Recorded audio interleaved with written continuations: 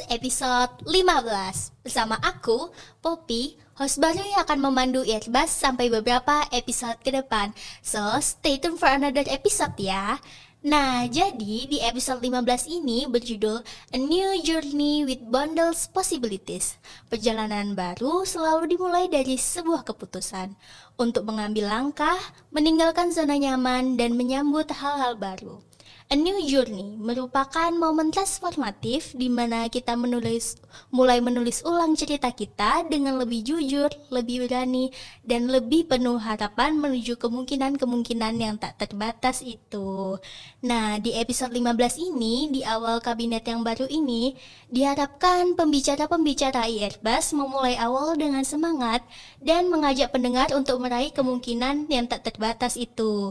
Nah, dari judulnya aja udah sangat spesial nih kan. Tapi yang spesial gak hanya itu, aku juga bawa dua pembicara yang sangat spesial. Siapakah dia? Kenalan diri dulu dong. Halo semuanya, perkenalkan nama aku Cindy. Mungkin kalau yang udah nonton Airbus episode 13 mungkin udah tahu ya, udah kenal. Nah, sekarang aku datang lagi nih buat bawain berita yang gak kalah menariknya. Halo Cindy. Halo semuanya, perkenalkan aku Yuda. Aku mahasiswa hubungan internasional angkatan ke-24. Salam kenal semuanya. Halo Yuda. Nah, mungkin udah pada penasaran juga nih dengan beritanya. Langsung aja kita mulai pada segmen yang pertama, yaitu segmen International Buzz. Jadi, aku akan membawakan berita tentang Hari Bumi. Seperti yang kita tahu nih, beberapa minggu yang lalu kan peringatan Hari Bumi Internasional. Jadi, setiap tahun itu peringatan Hari Bumi ini mengusung tema.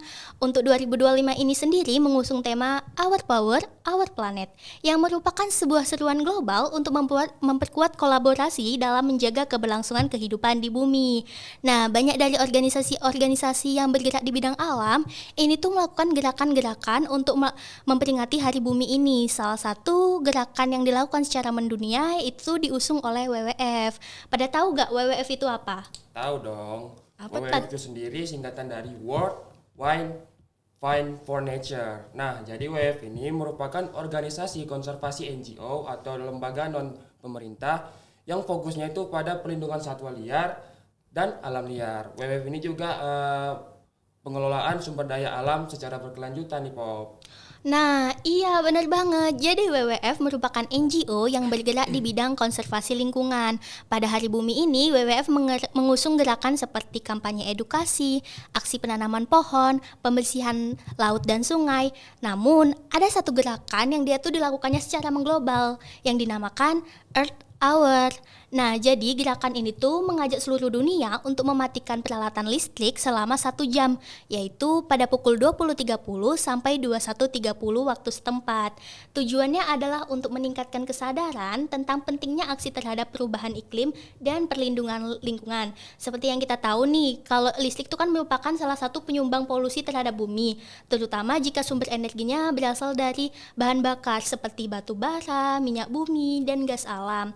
Nah, limbah dari pembakaran batu bara ini tuh bisa mencemari air tanah dan sungai, serta meninggalkan abu beracun yang sulit dikelola. Selain itu, penambangan untuk bahan bakar ini juga merusak ekosistem dan habitat alami. Inilah sebabnya Earth Hour ini penting sebagai simbol bahwa kita bisa mengurangi ketergantungan terhadap listrik berlebih dan mulai beralih ke energi terbarukan seperti matahari dan angin. Earth Hour ini pertama kali dilaksanakan di Sydney, Australia pada tahun 2007. Sejak saat itulah Earth Hour ini menjadi gerakan yang dilakukan oleh ratusan negara bahkan ribuan kota di seluruh dunia. Nah, yang paling menarik nih, Indonesia tuh juga ikut berpartisipasi melakukan gerakan ini. Yaitu pada tahun 2025 ini di Jakarta terdapat 16 titik pelaksanaan. Di Jakarta Pusat sendiri itu terdapat 14 titik, lalu di Jakarta Utara terdapat 2 titik, di Jakarta Barat terdapat 2 titik, di Jakarta Timur terdapat 3 titik, dan di Jakarta Selatan terdapat 5 titik.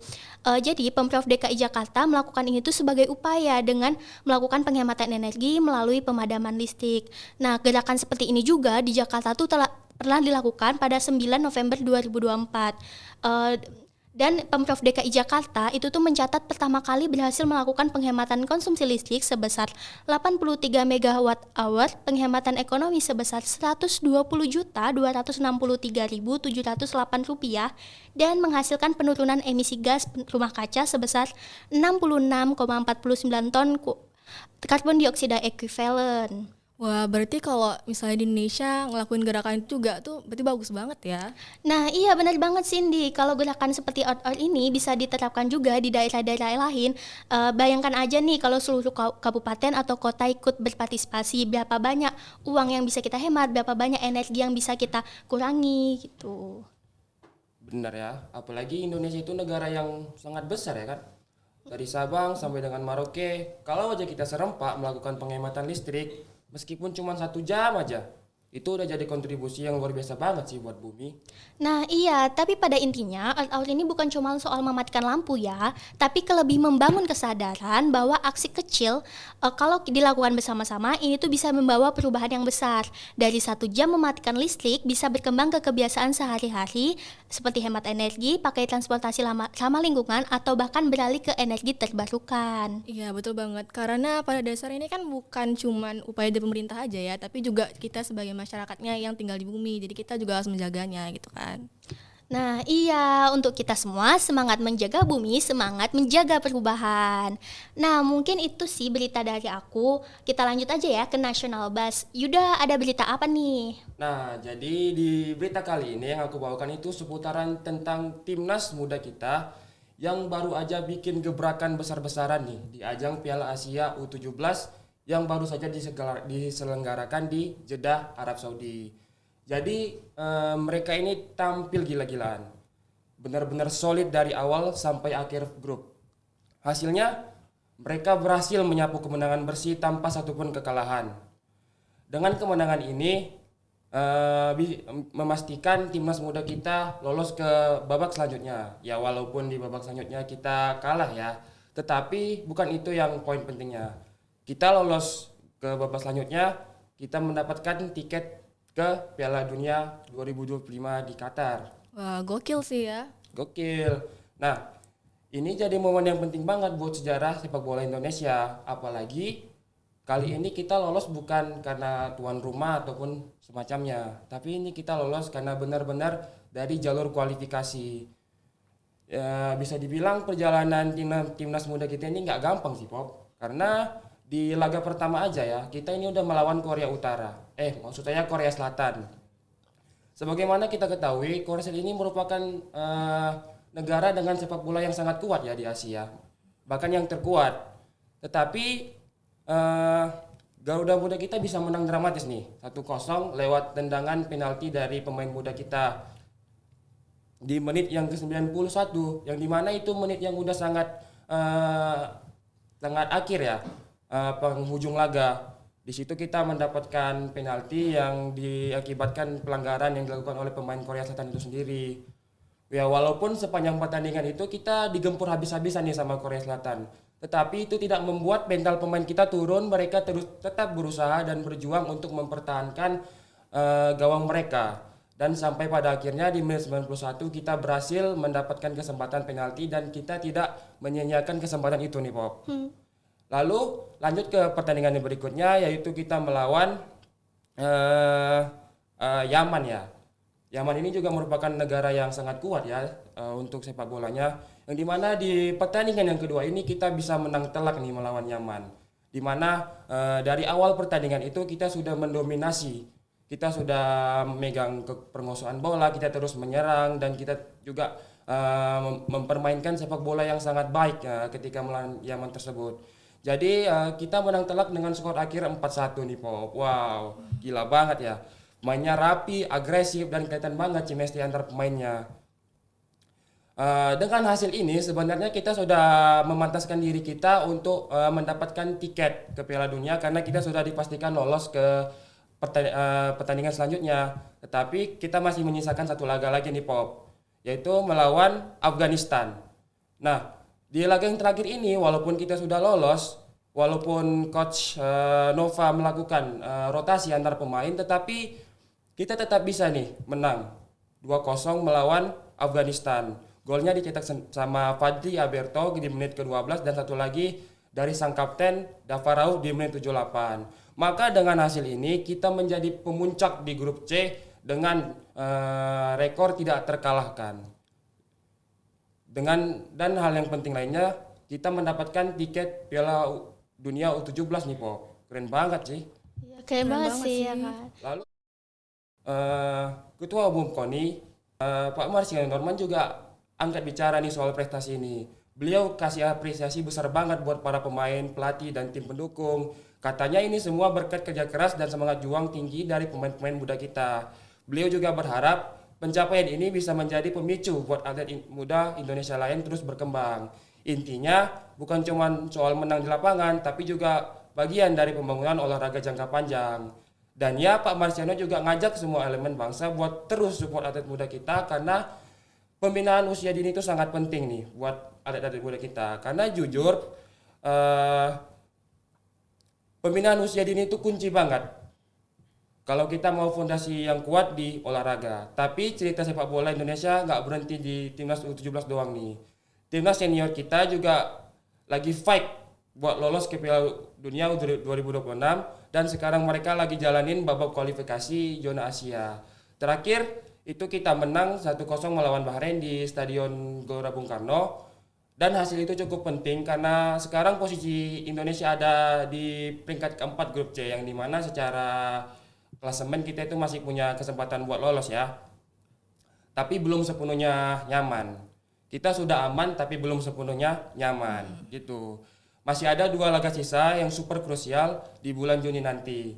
Tanggal 5 kita bakal lawan Cina dan tanggal 10-nya kita bakal bertamu ke Jepang untuk melawan Jepang sendiri. Nah, 2 pertandingan ini merupakan pertandingan hidup dan mati yang dimana Indonesia harus habis-habisan, harus sampai titik darah penghabisan untuk bisa merebutkan tiket ke Piala Dunia. Oh iya, terus kalau sistem kualifikasinya emang gimana tuh Yud? Nah, jadi sini aku bakal jelasin ya gimana sistem kualifikasinya buat yang nggak terlalu ngikutin. Jadi mungkin ini aku ada fotonya. Bentar ya, aku cek dulu. Nanti mungkin bisa ditampilin ya. Jadi Indonesia itu kan berada di grup C bersama Jepang, Arab, Australia dan lainnya. Jadi di masing-masing grup itu ada 6 tim dan ada 3 grup. Jadi masing-masing grup itu ada 6 tim yang dimana peringkat 1 dan peringkat 2 pada grup masing-masing grup itu dinyatakan otomatis langsung lolos ke Piala Dunia. Peringkat 3 dan 4 itu kita harus melalui kualifikasi lagi nih. Sementara peringkat 5 dan 6 itu sudah dipastikan tidak lolos. Jadi sekarang itu Indonesia berada di peringkat 4. Secara peringkat emang kita lolos, tapi kita belum aman nih, Pop. Lalu semisalnya Indonesia kita lolos di peringkat 3 atau 4, kita itu bakal ada namanya kualifikasi yang babak keempat. Yang dimana nanti itu dibagi 2 grup lagi dari masing-masing grup tadi. Jadi kalau Indonesia berada di peringkat 3-4 kita harus melalui kualifikasi lagi dan banyak pertandingan lagi. Jadi di sini kita pasti berharap ya Indonesia itu bisa finish di peringkat 1 atau 2. Karena kalau kita finish di peringkat 1 atau 2, kita bisa otomatis langsung lolos Piala Dunia dong. Lalu tim asuhan Coach Patrick Kluivert ini juga emang punya potensi yang besar banget nih. Tapi lawan kita juga nggak main-main. Cina dan Jepang bukan lawan yang ringan. Kita butuh performa maksimal, strategi yang pas, dan tentu aja dukungan dari semua pihak. Kalau aku pribadi sih optimis sih Indonesia bisa menang. Apalagi kan kita punya pemain-pemain yang berstandar internasional ya sekarang. Banyaknya naturalisasi, pemanggilan pemain-pemain yang memiliki darah Indonesia ya Pop.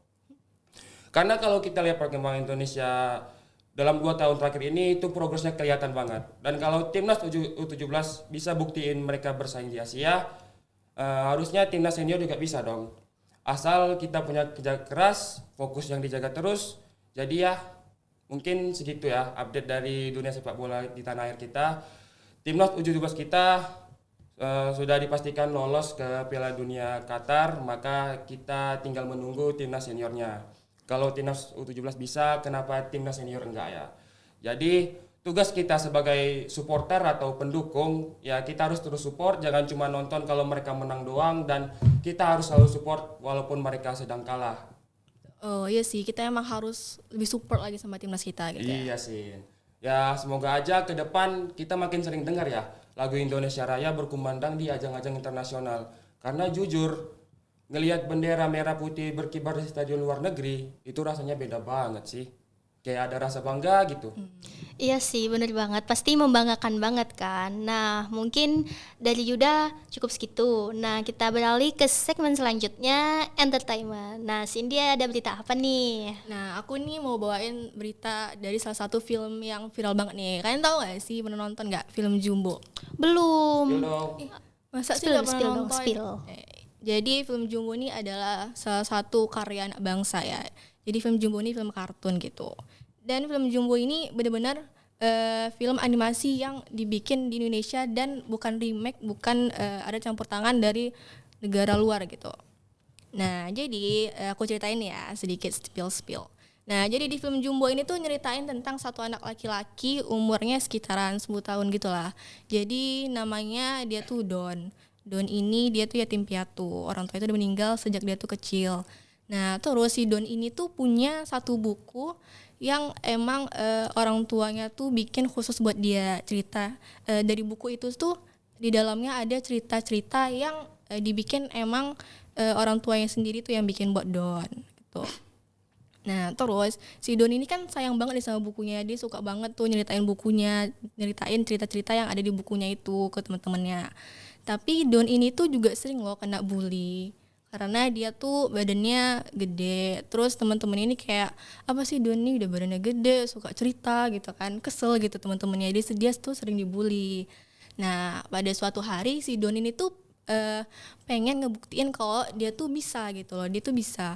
Dan dia pengen nampilin cerita dongeng yang ada di buku peninggalan orang tuanya tadi di suatu kayak perlombaan gitulah di kampungnya dia.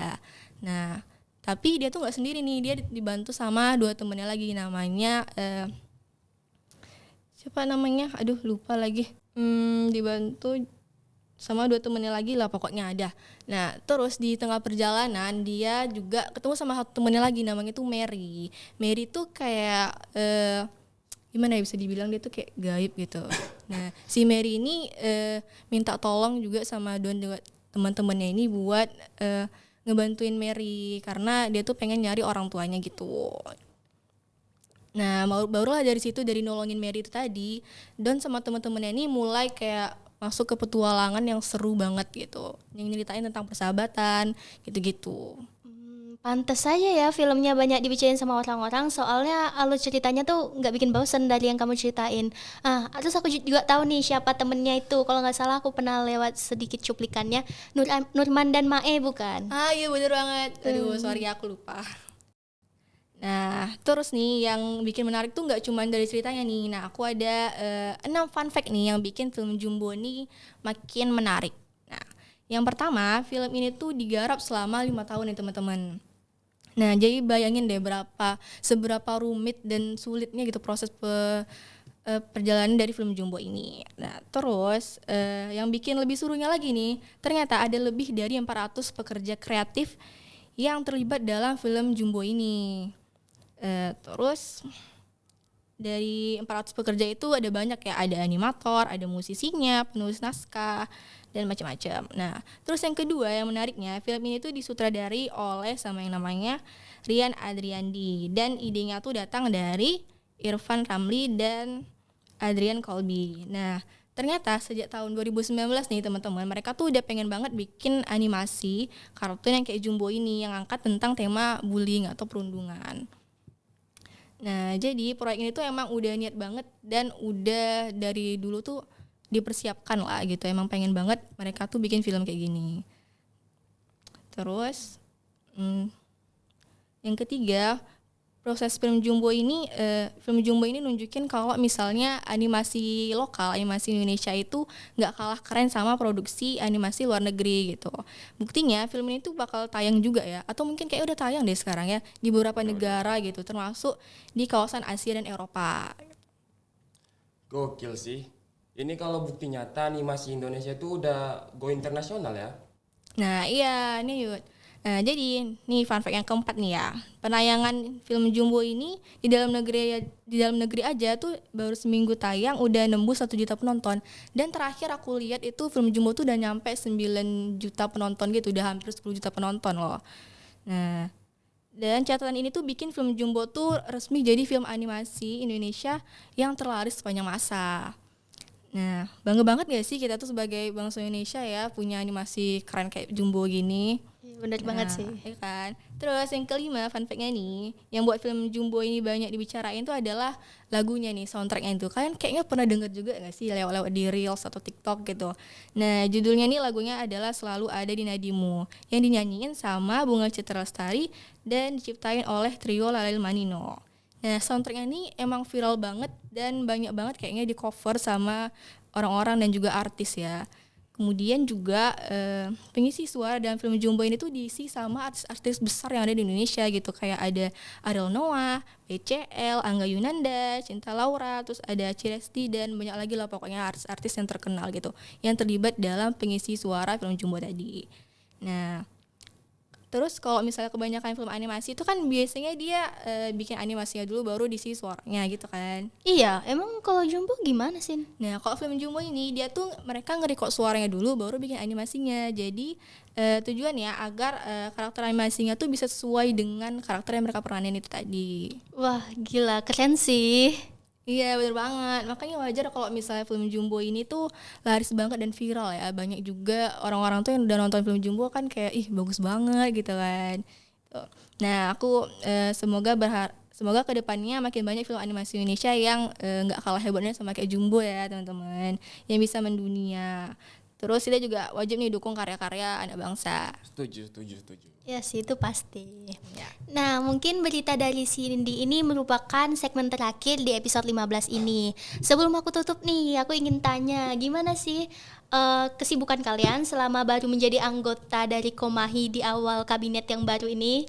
Ayo, siapa yang mau cerita? Boleh duluan mungkin, Sin? Aduh. Jadi di awal kabinet ini ya di Komahi aku udah ngejalanin beberapa proker. Jadi kayaknya udah kerasa sibuknya. Terus juga aku join panitiaan kan. Jadi kayak ya lebih kerasa aja gitu sibuknya. Gak kayak yang biasanya gitu. Kayak lebih terasa aja kerjanya. Oh, karena udah ada title sebagai anggota gitu ya Dan kan. wajib kan kita kerjainnya juga gitu. Anggota apa tuh? Divisi apa, Sin? ICO. Kalau Yuda gimana? Nah, kalau aku nih ya, ya memang terasa sih adanya perbedaan dari semester 1 dulu yang dimana kita masih sekedar kuliah, belajar dan begitu aja terusnya kan. Jadi kalau sekarang itu karena kita sudah resmi dilantik menjadi anggota Komahi. Oh iya, sebelumnya saya dari member of IRSA ya teman-teman.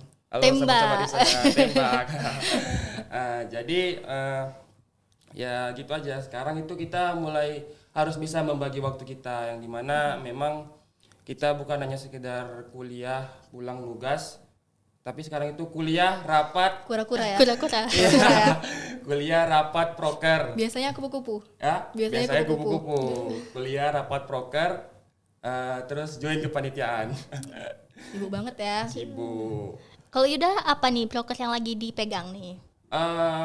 Kalau saya pribadi ya, kan kalau IRSA itu kan sebenarnya ada banyak megang proker besar kayak PKKMB, LMT dan Sokavoer. Nah kalau saya sendiri itu diamanahkan menjadi ketua pelaksana di Sokavoer kita yang ke-10 ini teman-teman. Jelas sih. Ketua Ceritain dong Sokavoir untuk teman-teman yang di rumah semua. Gimana? Jadi di sini aku bakal mungkin ceritain singkat aja ya tentang Sokavoer itu. Nah, Sokavoer sendiri itu singkatan dari Social Camp International Relation yang dimana Sokavoer tahun ini merupakan Sokavoer kita yang ke-10 teman-teman. Jadi Sokavoer ini bertujuannya untuk mempererat keluarga hubungan internasional dengan mengadakan kemah bakti sosial yang diadakan di alam terbuka dan menjalin kerjasama atau kerja bakti kepada masyarakat di sekitar desa tersebut, Pop. Untuk sasaran utamanya siapa nih? Nah, kalau untuk sasaran utamanya itu kepada para peserta baru karena mereka butuh juga relasi dan juga bonding dari kita maupun kating-kating kita atau alumni kita nanti, Pop. Nah, jadi maba tunggu ya, tunggu Soka, join Soka. Join Seru. Soka, join. Seru loh guys. Kalau enggak sama dia nanti dipukul. Bercanda-canda ya. Oke. Kalau Poppy gimana Poppy? Kalau aku sih Aku ada ambil beberapa proker, kayak misalkan untuk yang besar itu PKKMB. Saat ini aku lagi sibuk-sibuknya ngurus-ngurus anak-anak maba itu. Kan pada daftar ulang tuh, bayar UKT, dan alhamdulillah udah pada dapat KTM semua. Nah, iya untuk yang SNBP, tapi yang SNBT kita tunggu di 28 Mei itu. Aku juga menjadi bagian dari Soka, yaitu jadi publikasi kan. Jadi publikasi. Hobi jadi CO-nya dia. Iya. Ya mungkin dia dibilang sibuk ya sibuk, tapi ada waktunya luang kok, nggak selamanya sibuk. Bisa lah kita bagi waktu ya juga. Iya. Oke, aku akan minta dari kalian untuk memberikan kesan-pesan untuk anak 25. Ayo, siapa nih yang mau? Pesan dan kesan. Lebih ke Kalau pesan aku sih dulu ya, aku dulu Iya, ya. boleh. Pesannya jangan lupa join Komahi. Kesannya karena belum Belum ketemu sih, Iya, ya. karena aku udah udah ketemu sama beberapa maba kita. Kesannya ya mereka cukup menyenangkan, diajak ngobrol. Seru ya? Seru. Besok apalagi yang mau jadi kasubangsu nih, adik-adiknya udah ada aku keep semua nih. Jadi adik-adiknya pasti bakal seru kok. Nggak bakal kayak canggung gitu sama adik-adiknya, nggak bakal. Kita juga nggak garang-garang ya kan. Jadi Kita baik kok. Kita baik kok. Soft spoken. Kalau dari Cindy ada nih pesan kesannya? Kalau aku mungkin lebih ke pesan ya, karena aku belum pernah interaksi sama mabanya. Jadi pesan aku mungkin buat maba-maba 25 jangan kaget kalau masuk HI. Jangan kaget Jangan ya. kaget ya, Aduh Kak temen-temen ya. Cindy ada apa tuh? Aduh, seru kan, seru.